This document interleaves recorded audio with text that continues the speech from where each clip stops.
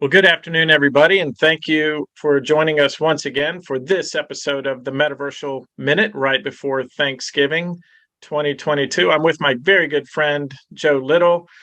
Joe is from the UK or in the UK right now. He's a music man, as you can see from all the music arrayed behind him. Hopefully, we'll get to that as well. What is music in the metaverse, right? Yeah, He is currently the digital entrepreneur in residence at the University of Stirling. He's a senior advisor to the chief futurist at Deloitte. And when you and I met, Joe, you were working for Daru, who was the CTO at the time for BP. We weren't, that's right. it was Yeah, right after we stopped calling it British Petroleum. It's now BP.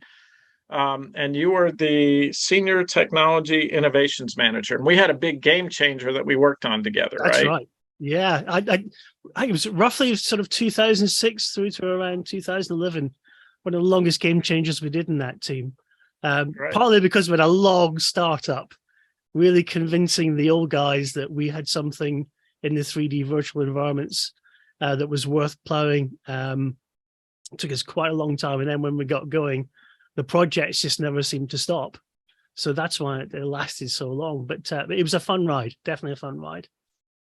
Yeah, so we were tilting at this idea of using virtual worlds for, the obvious opportunity was in training, Yeah, and we talked about all the different elements that you have. Anytime we talked about simulation, 3D simulation, we yeah. looked for four things, right? That it's the environment's difficult to access, that the work is dangerous or expensive, and it was a complicated set of activities where people could learn better by doing. And you guys had all of that at Yeah. BP. So we went to I remember going there to the UK, and you guys hosted us at this offsite manor somewhere on a farm, some farmland that was really beautiful. I forgot where we were, but it's been so long ago. I don't know if you will either. Yeah, I can't remember that one. It's probably as in Denham, I think. Sounds more likely. That facility doesn't exist anymore, sadly. I don't know. It was Um, beautiful. I recall yeah, that. But we had folks coming from all over the world that had been in the industry for quite some time, and we talked about the application of virtual worlds and just and you guys, I believe, reached out to us. So what was it that caused you guys, or who had that spark to think of how do we bring virtual worlds to the energy industry? well, I'd like to claim we were the first, but actually we found a pre project which was called Project Meredith, named after the Disclosure character. And this was kind of the world's going to, the interface with computers is going to be very different. We're going to collaborate very different. Let's actually spend some time developing that kind of world. And the team that did Project Meredith kind of really broke the ground of how to do that work. But when we came along, we were largely the work came about by accident.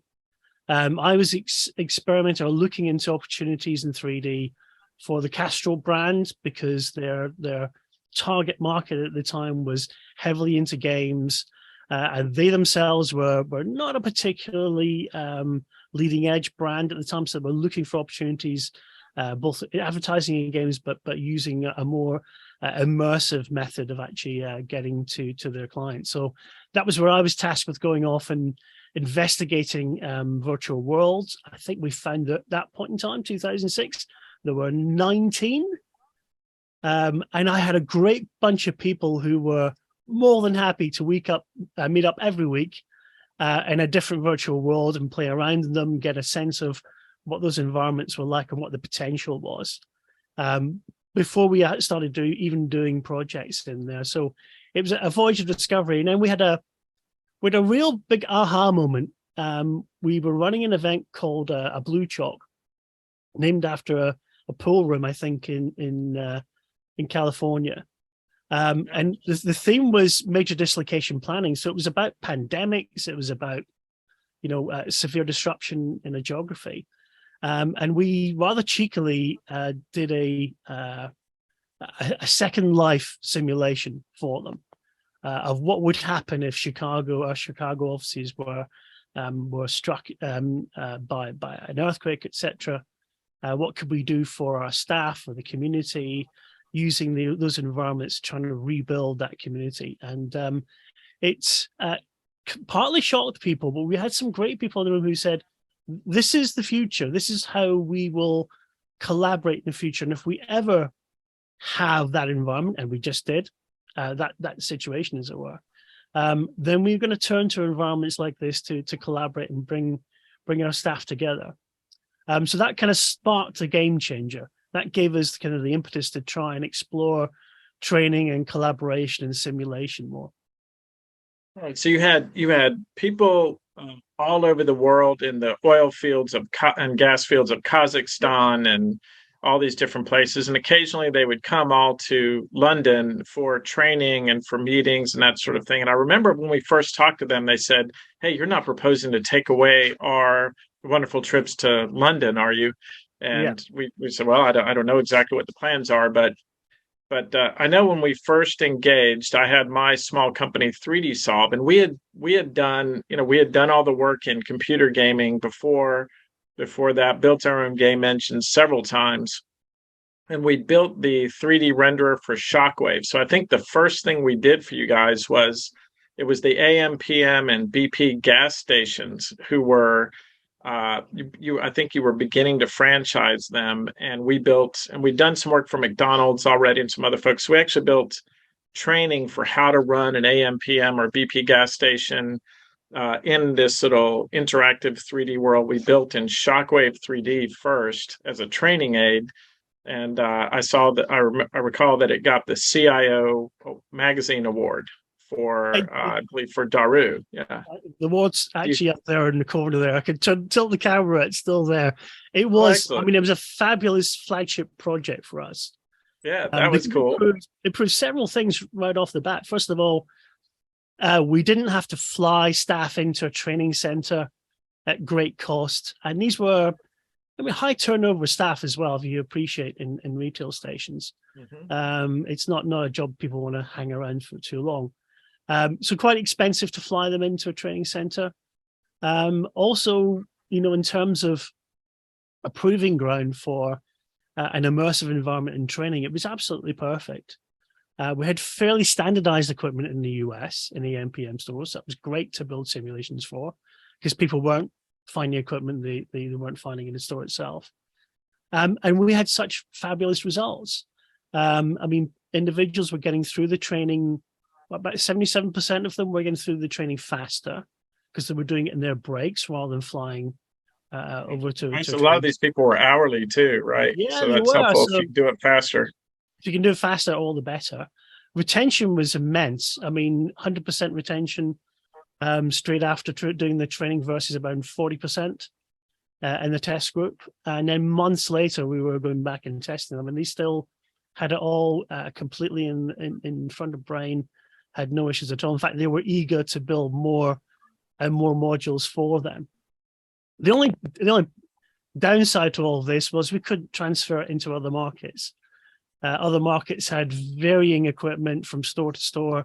It didn't quite work as well. Yeah, I remember we tried to do a configurator for Europe, and I don't think we ever got through because there were so many variations. There were so many variations. That was a problem. But as a flagship project to take to other parts of the business and say, look, this is the sort of results we get just in a retail store. How can we actually then look at simulations in and around the rest of the business? Yeah, and I think that was really compelling as a first step. And then we also did a liquid natural gas sort of environment for you out of Trinidad and Tobago. So my team went down there and we captured that and built that. Lockheed Martin had bought my company by that point, I believe. And so now we were trying to make that transition to say, hey, BP, the good news is you can continue to get all the great work we've been doing, but now it's just twice the cost. So, yeah. It's got the Lockheed Martin brand name on it. But we still got that first iteration out with you guys. So that was Operations Essentials. Yeah, and I think didn't that one win an award too, like the Helios Award or something like that? Yeah, it did indeed. So that was aimed at first level leaders in the organization, and it was really stepping them through a procedure or a policy, as it were, around operating an environment like that in Trinidad and Tobago, to try to demonstrate how the process works. We used it as a blended learning technique, so they would have sessions both in the environment and then outside with a tutor to talk through and to plan the sessions in there. And we, in the end, we had like a safety walkthrough, a risk assessment, the actual isolation within the plant itself, and then a restoration thereafter. Right. And it was, I mean, for them, it was a tough simulation, I have to say.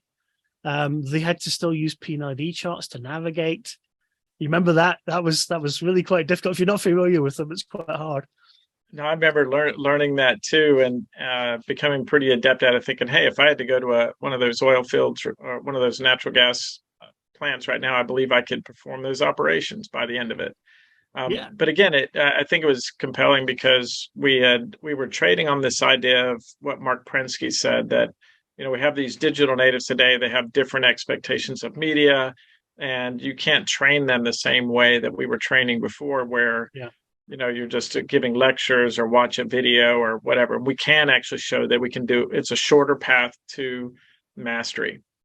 But what I really wanted to talk to you about, and this is, I think, very timely because I've just come from a conference talking to the military about the metaverse for the Department of Defense. And we're looking at what Meta's doing and, how important is a stereoscopic VR headset to the experience. But, it came down to this, and you and I have talked about this a lot over the years, is that the real value to us of the metaverse is that you've got this super rich medium. The interactive 3D includes every media type ever used before in human communication. You've got video and audio and interactive 3D objects and that sort of thing. And it's really good for four things. So entertainment, we've proven that in games since 1997. Games have outperformed movie box office receipts ever since then. Then there's design. Everything's designed, and many things at least are designed in 3D today. And if you can collaborate around design, it makes it really powerful. Yeah. And then simulation learning, which is the game changer we just talked about. But then you guys took it a step further to try to prove out what we've been talking to Alan Kay and, gosh, everybody since the birth of the internet, and even before that, is we've got all this powerful computing and we've got this now internetworked capability, but we're still using the paper-based metaphor as our interface. So why aren't we jumping to 3D? And how do we use 3D to interact with information more richly, more deeply, but also interact with each other?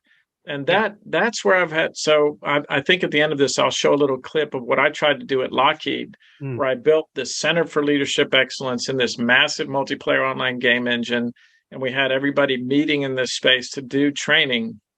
But we couldn't continue that because people found that it was sort of getting in the way of what they really wanted to do. And plus, executives really like their travel. They like going to places, meeting people face to face, but you guys were able to implement that for meetings and had some really good, because you've been, just like we just described, you've been measuring and validating the return on investment. That's the only way you would make these investments. So what happened there, and what did you do that made those events successful? I think, we had some lucky opportunities really, and that we had big events that weren't going to happen. Which helped prove out the environment in the first place. So the first thing we did was we had a global. This is way before any pandemic or anything. This was like, again, same time frame, 2007, 8, 9. Yeah. So we used to have an event, a physical event, which was a global graduate fest, as it were, which Lord Brown had pulled together. He recognized that in his day he would get to meet his peers early on in his career and build a relationship with them and see them on a regular basis. And he recognized that his new graduate cohorts were probably not going to get that opportunity. So why not bring them all into London? They could meet each other. They could meet with the heads of his businesses and get to know them as well and build up those bonds and relationships going forward. The downside of that was like a $5 million event to try and pull everybody in. Increasingly, people weren't showing up because it was a timeout from their business.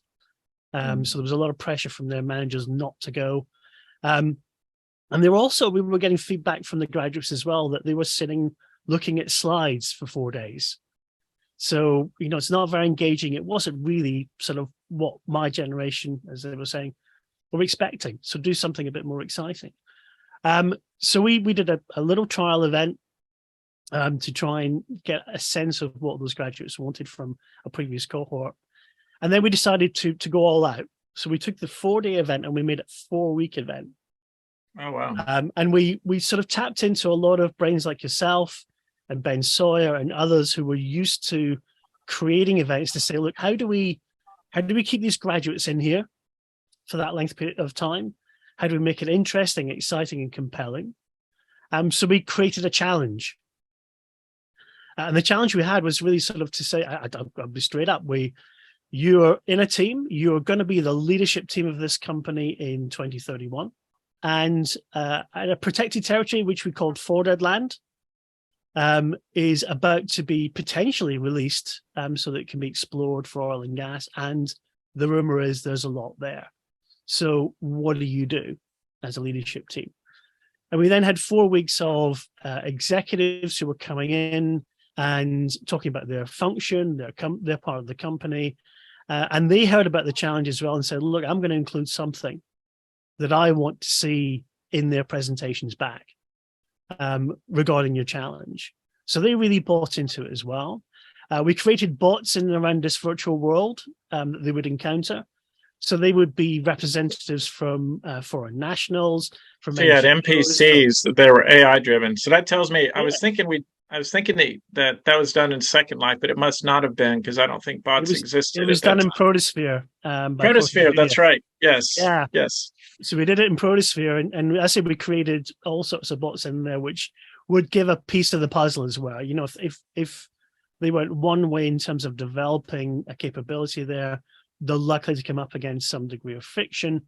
But their competitors were, looking at the strong possibilities of moving in there and leaving you behind. So where's the investment community? So quite a tough challenge to think through. Heaps of great content coming in from executives. They loved being in there. But we learned a ton from that 4 weeks. First of all, 13 of the 15 groups were in every day. They were collaborating every day. And this is right across the globe. They're coming in. They were discussing what they heard that day from the briefing, what they'd heard from the bots, how they were going to approach their presentation. And at the end of it, the executive said, look, what they produced was just stunning. They clearly absorbed all the content. They clearly researched offline what they were going to research and how they were going to come back with, and came back with fantastic ideas as to how they were going to approach this problem. Bar 2 groups. So it wasn't 100% success, but the 2 groups who weren't very successful had actually pulled out relatively early on. They had 1 or 2 members in their team who thought, I don't like this virtual world. Let's try video conferencing, audio conferencing instead. I'll set that up. And hence their presentations were just downright poor. But we learned from that. And it's kind of, I think Carl Kapp calls it the kind of 17% destructors who try and pull away from technology. And we found those. And in the subsequent projects that we had, we went looking for them. We tried to find out where their nervousness and their fears were, and kind of bombarded them with training to try and keep them in the virtual worlds. But that was a huge project. We had Duke University and MIT Sloan alongside doing research, which was tremendous because it gave us such a great deal of information to take back to executives to say why these environments work. And we then had a run of successes of other events just as big, running on a regular basis, quite far afterwards, about 4 or 5 years of solid events taking place in those virtual worlds. And I think the important lesson there, and I'd forgotten the details of it. I just recalled that they were successful, measurably successful, but now I realize why, of course. And this is where, if you and I could get Mark Zuckerberg in here right now, we would say, look, you can create a lot of value without requiring everybody have a stereoscopic VR headset, but also just having it be a social meeting space is not enough. There are a lot more compelling things. I think this is more social than if you and I were each represented just by an avatar. And especially, but if you can give people something to do, Yeah. So you combine simulation with information transfer and with socialization and with community into one event that spanned a couple of weeks. And I think that's a brilliant. I mean, that is the recipe for success. Do you recall, if do we still have access to the MIT studies and the Duke studies of that event? I'd The seen MIT study is articles, still but I don't know around. if I Yeah. saw a. We should maybe get links to that. I know I have the link to the article that I'll try to put Sure. in this for this audience to see. Yeah. But I think everybody could learn from that. Is, if you just try to make a 3D environment just for people to Sure. don an avatar and get comfortable with it, and then go in and meet people, that usually doesn't work as well Yeah. unless you I can, don't. like what croquet.io is doing, where you remove all the friction, where you can get in just by clicking or by viewing a QR code. You don't have to install anything and Yeah. create an avatar and design before you can get in there and learn how to uh, locomote around the space. Those are all friction points that prevent success. So you guys figured it out, and hopefully those lessons can adhere to the audience that's listening to this conversation. Sure. Yeah. So, So Wanda Orlokowski did the study at MIT Sloan, great. and Tony O'Driscoll, who I'm sure you know really well, I know did the Tony study. well. Yes. Yeah. Those are the ones. But yeah, Yeah, I think he we wrote about it in his book, didn't he? He has a book that's on my shelf over there. Yeah, Learning in 3D with Carl Kath learning in and 3D. Tony O'Driscoll has a chapter on this particular project, and there's a further That's right. one written by Deloitte, Next Generation Learning, Oh, which great. is a chapter as well. All right, we'll be sure to reference all of those. So, and then you did mention too that some of the folks felt like there was one little mini story about meeting the CEO Yeah, and getting, yeah. Can yeah, you just recount that very quickly? sure, yeah. So I mean, we kept this virtual world in Protosphere for some years afterwards, and a new CIO who's Dana Deasy, who's now over here at Department of Defense in the US, was not going to make a trip out to the Middle East and Asia, where he normally does what he called his kind of step sessions, where he goes and meets individuals, usually 2 or 3 grades below him, on a kind of, what do you think's going on in the company? What would you like to know? Usually fairly interactive, but his worry was if he was there in person, he was a fairly quiet group of people. They wouldn't ask many questions. He invariably had to fall back on slides. And since he wasn't going to make the session, he was persuaded by Drew to give a virtual world a try in this. So we set him up, we trained him, showed him how to navigate inside the world, created his avatar for him. Bizarrely, he looked like an avatar in Proto Media, so it wasn't too difficult. And we had those backup slides, and he never got to use them. And it really surprised him that he had a full hour session that he guaranteed he felt this was going to be quiet. I'm going to have to be standing presenting slides to a group of cartoon characters, and it didn't work that way. So when he came off, he said, "Look, I'm going to be away for an hour. When I get back in an hour, could you tell me why that was different?" So we quickly phoned around the delegates in that session and said, "Look, why was this different for you?" And it was quite simply, I can talk to Dana as an avatar. I can't talk to Dana if he's in the room. It's just too difficult for me. So that mask of an avatar really did open up communication possibilities, which was fascinating for him. He loved the concept and really pushed his leadership to start using the environment more. Oh, that's fascinating. So, yeah, I think there's some good lessons to be learned from that. I mean, one of the sort of downsides of representing yourself in that abstract form is that sometimes people behave differently. At least that was my experience Yeah. at Lockheed, where we had an F-35 team meeting in one of our rooms in the Virtual Center for Leadership Excellence. And during breaks, the characters were taking off their clothes because we didn't disable that. So they're running around in their skivvies, and then they were jumping on horseback and riding in this procedurally generated world. And we couldn't get them back in. And we had to say, all right, we need codes of conduct for how to behave in a meeting. Like, you Yeah. wouldn't do that in the real world. Why are you doing that there? So the behavior was different. But you witnessed the the other side, the positive side of that, Yeah. which is that everyone's more approachable, and it's sort of a leveling effect for conversations. So that's It good. did, yeah, very, very much democratized the group of individuals there, and that seemed to play through in other events that we tried across the group. So tell us, Joe, what you're doing now and how much the metaverse is playing in the sort of conversations you're having now, and you and say anything you want about music as well. Oh, Music's a big part of it. I'm finding it fascinating that yeah, a lot of the things that we saw in Second Life, in all these other environments, Quack, etc., all seem to be coming back again. Yeah, Quack Um, was the predecessor to Croquet, yeah, that's Croquet.io, right. right? Yeah, Yep. it's so a lot of the things that we saw. I mean, people are getting excited about gigs, concerts being in Meta, and it's like, Yeah. hold on, didn't Duran do that in Second Life back in 2006, 7? Right. It was, I mean, a fun interactive event with their fans. It went down really well with them.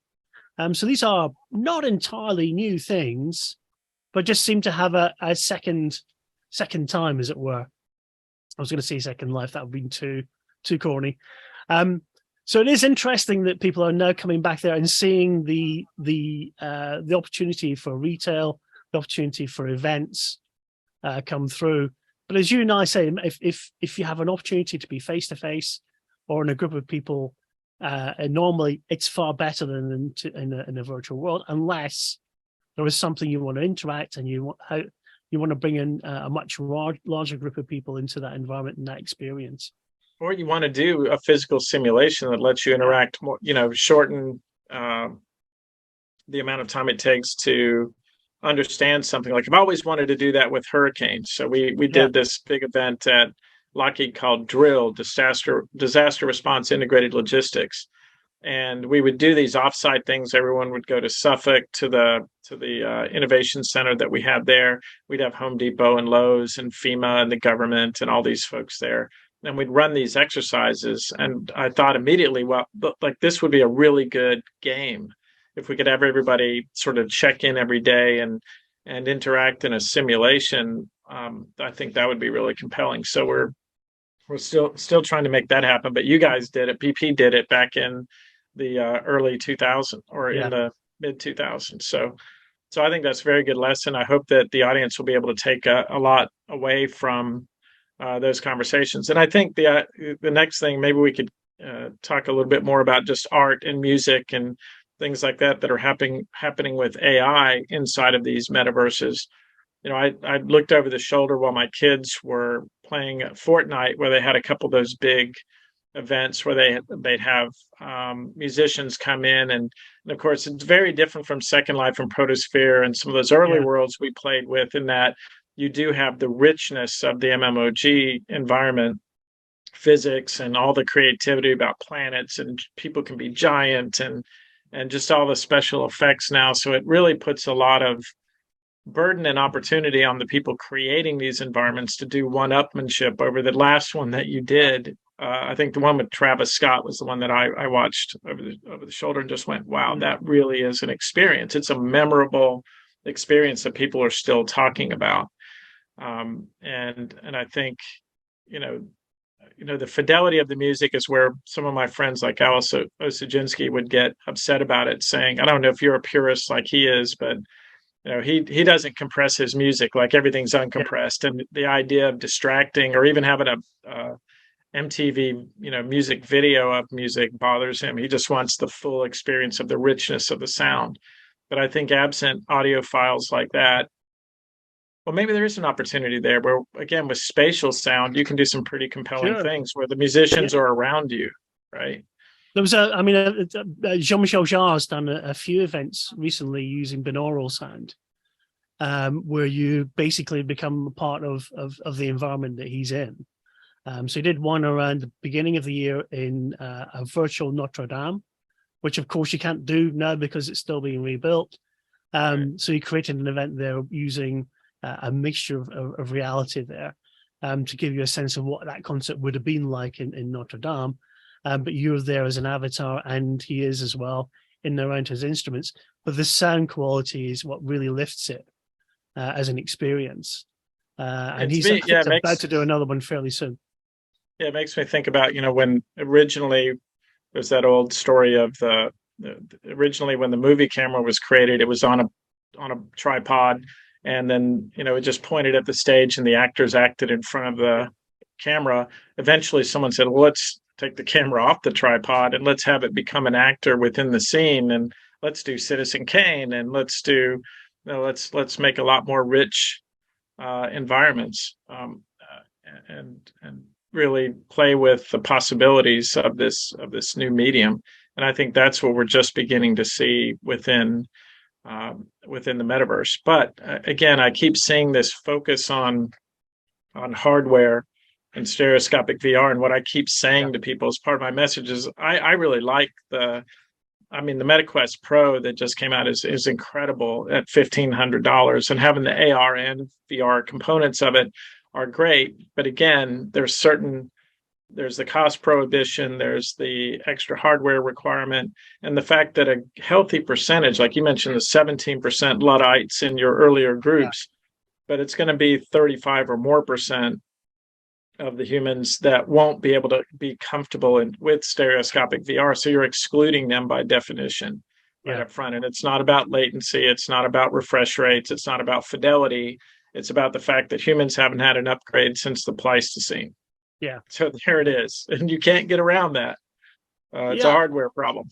I mean, my view in this is the price points will come down eventually.